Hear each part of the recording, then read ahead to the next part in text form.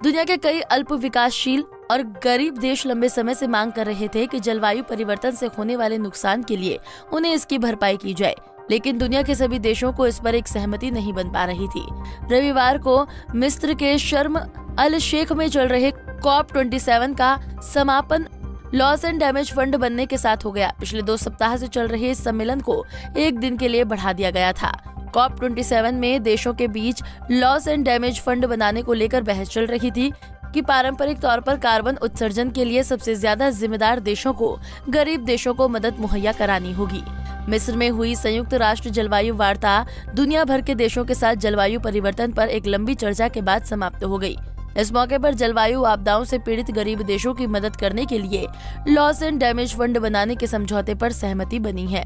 Loss and damage fund बनाने के फैसले को क्लाइमेट एक्टिविस्ट सहित कई देशों ने सराहा है और इसे इस दिशा में एक मजबूत कदम बताया है। UN महासचिव ने किया फैसले का स्वागत। संयुक्त राष्ट्र के महासचिव एंटोनियो गुटेरेस ने लॉस एंड डैमेज फंड बनाने के फैसले का स्वागत किया है और बताया है कि COP ने न्याय की दिशा में एक महत्वपूर्ण कदम उठाया है। एंटोनियो गुटेरेस ने एक वीडियो संदेश में आगे कहा कि वो लॉस एंड डैमेज फंड बनाने और आने वाले समय में इसे चालू करने के फैसले का स्वागत करते हैं। साथ ही उन्होंने विकासशील देशों के लिए जलवायु वित्त में प्रतिवर्ष $100 बिलियन लंबे समय से विलंबित वादे को पूरा करने और अनुकूल निधि को दोगुना करने के लिए एक विश्वसनीय रोड मैप बनाने पर भी जोर दिया है। पाकिस्तान की जलवायु मंत्री बोली, मेहनत हुई सफल। COP27 बैठक में शामिल पाकिस्तान के जलवायु मंत्री शेरी रहमान ने लॉस एंड डैमेज फंड बनाने की घोषणा के बाद कहा कि इस तरह हमारी 30 साल की यात्रा आखिरकार आज सफल हुई है। मालदीव के पर्यावरण मंत्री अमीनात शोनाद ने शनिवार को द एसोसिएटेड प्रेस से बातचीत में बताया, इसका मतलब है कि हमारे जैसे देशों के लिए हमारे पास ऐसे समाधान होंगे जिनकी हम वकालत करते रहे हैं।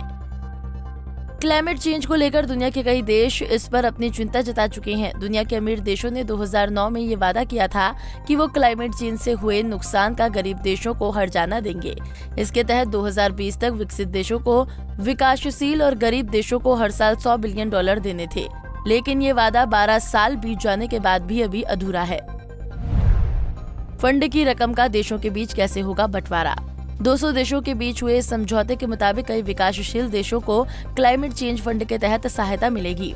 COP27 समिट में सबसे पहले यूरोपियन यूनियन ने मुआवजे के लिए फंड बनाने की हामी भरी। लॉस एंड डैमेज फंड के लिए एक कमेटी बनाई गई जिसमें 24 देशों के प्रतिनिधि होंगे। फंड किस तरह से आगे काम करेगा, इस पर 1 साल तक बहस होगी और इसमें तय किया जाएगा कि किसको किस आधार पर कितनी रकम दी जाएगी।